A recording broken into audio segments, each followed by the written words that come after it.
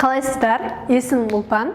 Бүгін сіздермен кезекті сабағымды бөлсем, келесі пайдалы, сіздерге нәтижесін көріп, әрі қарай жұмыс жасай алатын бір пайдалы ақпаратпен бөлсем. Жалпы маркетингте лид-магнит деген түсінік бар. Лид-магнит сіздің клиентке өзіңіздің салаңызға байланысты бір нәрсені тегін беріп, дәмін татқызу. Адамдар қазір тікелей сатып алуға көп жағдайда дайын емес.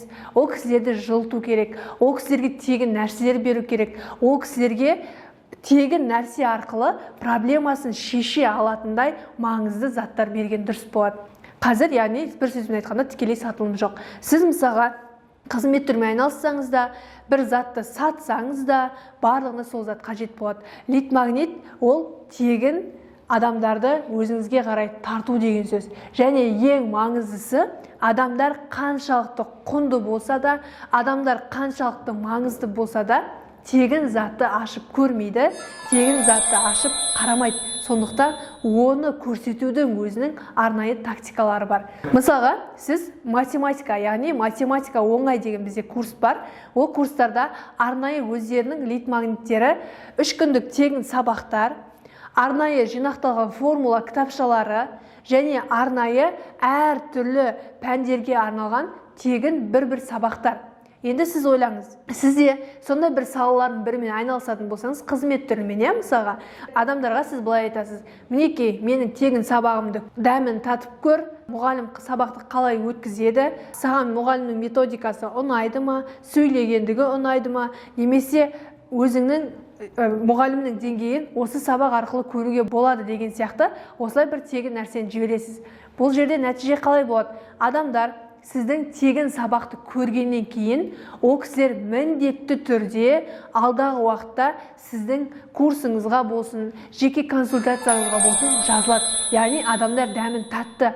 Бірақ тегін нәрсені көріп, "Вау, маған ұнады, мына тегін нәрседен осынша ақпарат алсам, ақылы курстарда менің нәтижем қандай болады" деген сияқты адамдарда бір керемет көңіл-күй, керемет эмоция сақталатындай сіз дайын ақпараттарды беру керек боласыз.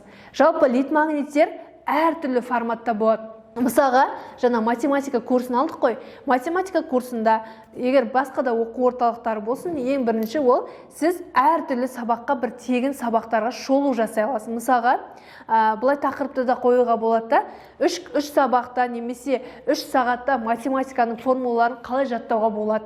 Мысалы, бір сабақ болды, сіз бір тактиканы бөлісесіз адамдармен. Одан кейін келесі тақырып, мысалға, геометрияның мынандай есептерін мына қысқа жолмен қалай шығаруға болады, қанша жолы бар, қандай жолдары бар деген сияқты осылай тағы бір ақпаратты бөлесіз. Жаңа формуланы қалай оңай жаттауға болады, ол да бір тағы ақпарат. Осы сияқты тағы да қоса бересіз. Егер сіздерде, қайталап айтам, тағы бір оқу орталықтар болатын болса, онда сіздерге мен қазір арнайы 3 күндік курстар өткізіп жатырмын ғой. Сол сияқты сіз демо курс болсын, немесе арнайы бір курстардың атын қоясыз да, осылай айтып қоясыз: "Бізде 3 күндік тегін сабақ болады. 3 күндік тегін сабаққа қатысып көріңіз. Ары қарай ұнаса курстарға қатысасыз, ұнамаса қатыспайсыз" деген сияқты.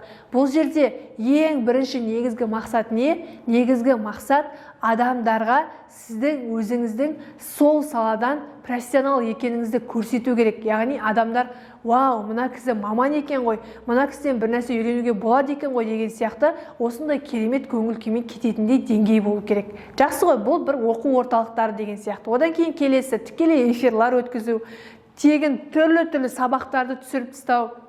Осының барлығы лид-магнит деп айтылады. Яғни клиенттерді тегін магнит сияқты тартып алу. Енді араларыңызда кейбір кісілер болуы мүмкін: "Менде бір зат сатам, мен бір тауар сатам, маған қандай лид-магнит керек" деп. Сіздерге сол тауарға байланысты адамдарға беретін пайдалы ақпараттар керек. Біз деколомен айналысқан кезде, яғни аяқ киім сатқан кезде, бізде мынандай түрлі чек-листтер, түрлі жаңағыдай PDF форматтағы ақпараттар болды. Қалай аяқ киімді дұрыс тазалау керек, қалай аяқ киімдегі жағымсыз естен құтылудың 3 түрлі жолы, 2019-да қандай аяқ киімдер трендте болады, 2019-да қандай аяқ киімдерді қандай киіммен үйлестіріп киген дұрыс болады деген сияқты PDF форматта осы сияқты түрлі ақпараттарды жібердік. Және де тағы бір ең керемет видео мен жаңағы арнайы мамандармен түсірдім. Аяқ киімді қалай дұрыс таңдау керек, аяқ киімді жаңағы иіс шығармайтын аяқ киімнің қандай ерекшеліктері болады, оны қандай түрлерге бөлуге болады, қалай таңдауға болады деген сияқты осылай түрлі PDF форматтағы ақпараттарды беріп, сіз өзіңіздің сол саладан профи, яғни профессионал екеніңізді көрсету керексіз. Және де егер сіз товарный бизнес болатын болса, онда тегін ақпараттар, яғни тегін каталогтарды, тегін прайс-листтарды, тегін деген сөзді ғана қосып қойып жібере берсеңіз болады. Бұл да адамдарды өзіне тартудың бір жолы. Бұл тек қана лид магнит. Жалпы адамдарды клиентті өзіңіздің тегін нәрсені беріп, ол клиенттен үлкен пайда көргенге дейінгі жалпы этаптар лид магнит, Tripwire, Co-Product, Profit Maximizer деген сияқты негізі американский маркетингтің бір арнайы түсініктері бар. Бұл ең бірінші этап, бұл лид магнит, яғни клиентті жылыту, клиенттерді өзіңізде ұстап қалу. Бұл бірінші ережесі. Алдағы уақытта Tripwire деген сияқты, Profit Maximizer деген сияқты үлкен этаптарға өтіп, клиенттерді қалай өмірлік қылып өзіңізге байлап алуға болады, солар туралы айтатын боламын. Бүгінгі сабақ сізге ұнады деп ойлаймын. Ұнаса пікіріңізбен бөлісіңіз, инсайттарыңызды жазыңыз. Келесі сабақта кездескенше.